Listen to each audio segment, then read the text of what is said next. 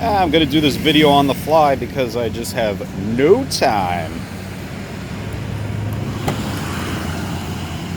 Let's see, I left anything in here? Nope.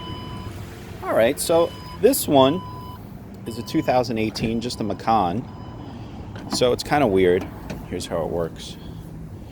These vehicles, it's got like the, nonsense wheels, even though they said there was an upgrade. Also the brakes. Anyway, inside, very nice. It's been updated in 2018. You have the system. It's still so primitive. It really is. It's a shame that this amazing company can't get their acts together. Even like Bentley, they have the worst NAVs. It's like so old-fashioned. I don't know what the issue is. You know what's funny? You could throw all this crap into a phone and make it look beautiful, but yet this big dashboard, you got room everywhere. You just can't. Look how terrible this looks.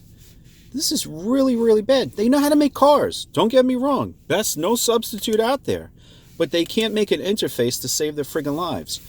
This nav is still primitive looking. It really is. You could swipe, hold on, you could swipe across. Stuff like that. All right, you know what? Let me get the window sticker here. So, anyway, this one you see 252 horsepower. Not bad out of a four-cylinder. 273 pounds of torque. This thing is peppy. Now I have the S.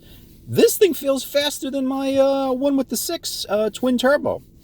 So anyway, $5,900 for the premium package plus. Has the Bose dynamic light system. You want that. The entry. Automatic dimming mirrors, has the power seats, the ventilation. So this truck was 60 G's. So 47,000 is basically to start. There's little things here and there, little options. 1,700 for the navigation module, center caps. One thing about Porsche, everything's usually like a la carte. It's really terrible. And what they do is they allow you to just choose about everything that you want. Let me put these lights on so you see a little bit better. This one actually seems to drive a little bit easier too than the S version, my other one. This one has 1,000 miles on it now. The other differences was they put the LEDs up top for the lights and in the license plate. Same old chime. Very simple to drive.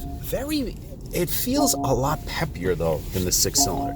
Now the funny thing is about these. Let me put on my seatbelt, even though I hate these things. These things cause deaths. But anyway, it feels a lot peppier. So when you drive the S, you'll basically floor it, and you won't even know. You'll be like, this thing is slow. I remember test driving. I'm like, this truck is slow as crap. It's got no balls. So here I put it on sport mode. Sport mode basically keeps the shifts and the revs a lot higher. It definitely knows how to shift itself nicely, and it will actually shift down. It's got really nice torque to it.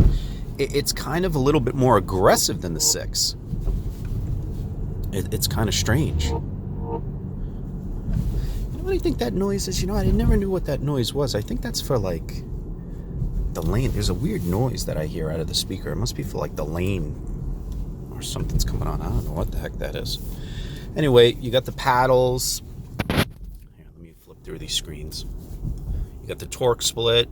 This thing's really, really good on gas. Actually, a 6-cylinder too is very, very good on gas too, believe it or not.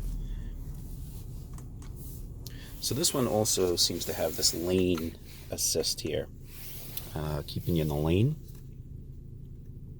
Other than that, really not much changes. Usually when they're about to change something, which, they're coming out with the newer shape, they revise it a little bit more. They really didn't do that with this vehicle. I mean, this basically came out, 2015? They came out with the Macan. I have to say, what's to really hate on, even on the 4-cylinder? Really nothing. It's really not bad. Like I said, the power's there. It's... like I said, a little bit easier to drive. The brakes aren't as good because it doesn't have the big brake kit. But I guess, you know what? You could probably option this thing up even more so to make it look like an S. Now, what's fucking stupid is that it's a Macan, Macan S, and a Macan Turbo. Guess what, guys? They all have fucking turbos.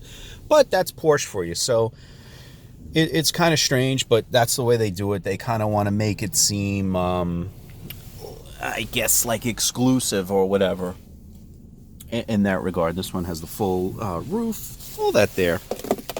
You have your key that you don't need to use. You actually can pull this thing out, but then you lose kind of the function of locking the car when you put your hand on the door handle or not. I'm kind of old-fashioned. I don't mind putting a key inside the system. Also, they put 2 SD cards, which nobody's fucking using anymore, and the SIM card, which could probably give you some nonsense, I don't know, subscribe to Porsche for some rip-off price each month. So there you have it. There's basically, I guess, maybe a car hater video on this thing. Not really, because it is, even in the 4-cylinder version, a lot of vehicle for the money, and compared to what's out there, it really drives very nicely. It truly does. Hold on, let's see. I got a Toyota vehicle in front of me, but it will hold the gears too when you get aggressive on it, even though I'm not even in sport mode. There you have it, car hater, baby.